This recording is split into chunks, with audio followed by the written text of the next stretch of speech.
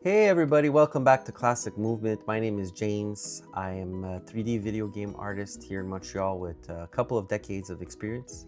But I'm here on YouTube and I'm trying to do something completely different actually. I'm actually trying to reconnect with my drawing abilities. It's something that I set aside many years ago and just trying to get better at it. I kind of regret putting the pencil down.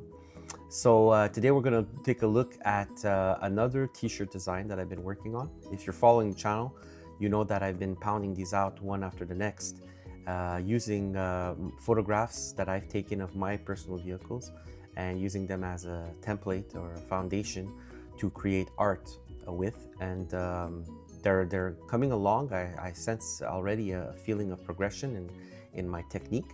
So today we're going to use the S2000 as the basis for the design.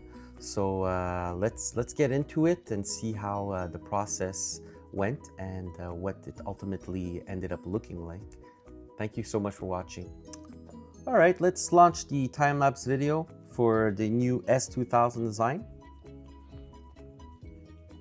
Right away, you guys will notice I already set it up kind of like the other designs that I had, which is I got the Classic Movement logo at the top, and I already color coded it. I'm reusing it from the last design, which was purple. It had a purple theme to it, and I brought it back here to save some time. And I chose this photo because it's very different from the first S2000 design. Also, the 3/4 perspective is completely different. The other one was more 3/4 front. This is 3/4 rear.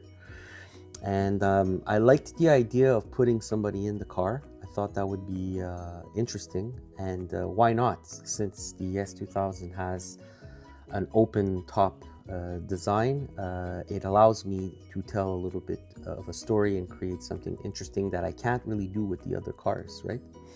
So I immediately put my female character in the car and I placed her, and I'm trying to figure out how she fit, and that's how I made it work. So she's sitting between the two seats there and lying on the edge, which would be very difficult to do in an S2000. I can say that with certainty since I have one. I know exactly how tight that little spot is, but you know, it's a drawing and you get to insert stuff that isn't always practical in reality and cheat. So that's the fun of art, right?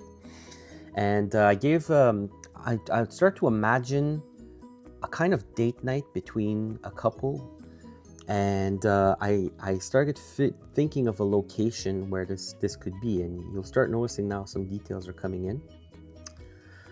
Here in Montreal, we have this really nice lookout point on the city. It's up on the mountain, on the Mount Royal mountain. There's this beautiful view, and I used to go up there a lot. I mean a lot. When I was a kid, I was a single guy and just like to drive around. I would often end up at the top of the Mount Royal at this lookout point, just because, well, it was a cool place to bring your car. Sometimes there'd be other cool cars that'd be parked there. And the other thing is just it's a nice place to get some perspective. You realize how small you are. You see the entire city and how millions of people are just living their life, and you do a lot of pondering and reflecting. And I did a lot of dreaming up on that mountain. So it's a location that has a lot of significance for me on a personal level. And I decided to tell this little story of this couple who went up there and decided had a great night with each other, and we're basically finishing off the night like a date night basically, and went up there to look at the city and maybe snap a few photos and just have some fun. So that's basically the idea, and it's looking like almost a magazine photo shoot cover now, you know, where he's lying on his car, on the door, and she's inside the car. And I'm bringing in some of the details here, the shadow work and the lighting, where the light direction. There's two sources of light that I'm imagining here. One is a bright orange light slightly behind the car and above it, and that's shining. You can see on the right side of the girl's face and on the back side of the guy. And then there's a bluish light that's low to the ground and off to the left, to the side of the car, and that's also illuminating the other side of their bodies here. So you have his face and her face as well being affected by that light. The city in the back, I used a brush similar to the brush I use to create the stars, and it creates these little points, and I played with an adjustment on it to play with the dispersal and the sizing of those points, and it really worked out really nice. Like, I had no idea how I was going to pull off that city, but the details in it actually came out really cool.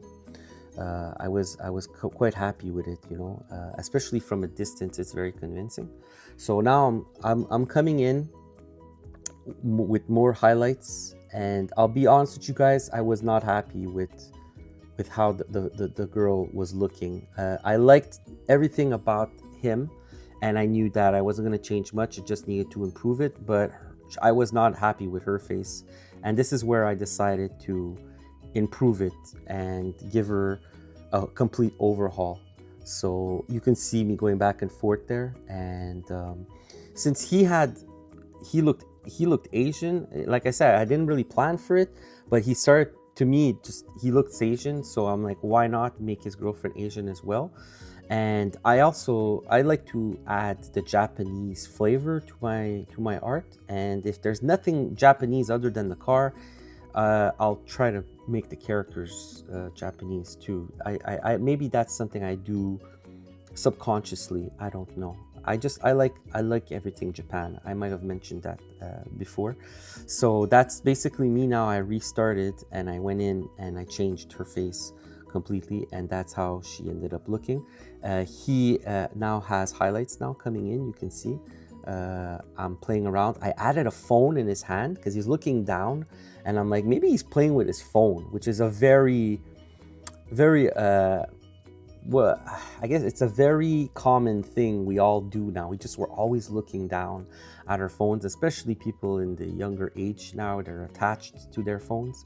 Here I'm adding some wind, so it makes sense for her hair to be picking up a little bit in that wind. And I'm redoing her hand because I wasn't satisfied with her hand and her hand positioning. I was having trouble figuring out. I think I'm starting to settle in right now. There you go. And I settled with this angle here. Hands are really hard for me. I think it's hard for a lot of people, right? And especially, like I said, I'm not working from a reference, so it's really hard to figure out. See, eventually I ended up, after many tries, I end up going back to what I had in the beginning, which is just setting it up to the side. I think that's what worked best. The other options worked as well, but I liked this position off to the side. It just made more sense. The angle was right, and I reworked her arm as well to make it work with the angle of the wrist and the hand itself. And it's looking pretty good now. We're coming into the final minute or so of the time lapse. I'm adding more details in her hair, so some of that orange from above is getting picked up in her hair, and I'm adding more blue on her body coming from the side. You're trying to create volume, right? Trying to create depth, and there you go. Now her hair is also picking up a little bit more of that blue, and again more orange. I'm not satisfied with the amount that I'm seeing. And eventually it gets to a point where I'm like, yep, that's it. I'm feeling it. That's what I want. And adding more details to her body, her shadows again coming in. I'm kind of all over the place. I don't attack one thing particularly. Oh, there's something that cool happened. The reflection came in. So I duplicated her and I created, because I did that in another previous design and I really liked how it came out. And now I'm playing with the color tone of the image and the brightness because it's a little bit dark. And that's the end right there of the time lapse. Let's add real quickly the background color. so that you guys can get a sense of how this would look on a t-shirt. So this is the final image. I think everything looks really, really good. The background is a little bit muddled, and I don't mind that. I like that to be the case, actually. It's a little bit fudged, and the front is more crisp and clear. And now she looks really good. Now I'm really happy. Her hair looks stunning as well. I like the highlights in her hair as well. The outline, it looks really, really good. The car looks really good. The overpaint technique, I'm getting better and better at it. I think I'm nailing it more and more as I progress. Overall, the image has a really cool feel to it, a really cool nighttime ambiance. I moved away from the purple. I went with a more grayish purple. It was a little bit too saturated. I like to connect the colors of the logo with the color of the car, and the car is Silverstone gray. Which would be too boring if it was gray, completely gray. I'm adding a little bit of purple into it is my way of just making it a little bit more interesting. But this is how it ended up looking. I don't know about you. I think it's gonna look really, really good on a t-shirt. I think it's a phenomenal design, and it was a lot of fun for me to do. So I hope you guys enjoyed that. I hope you learned something from it. If not, I just hope you enjoyed the how the image ended up looking. I really appreciate you guys watching. Let's get together on the next one and continue having some fun.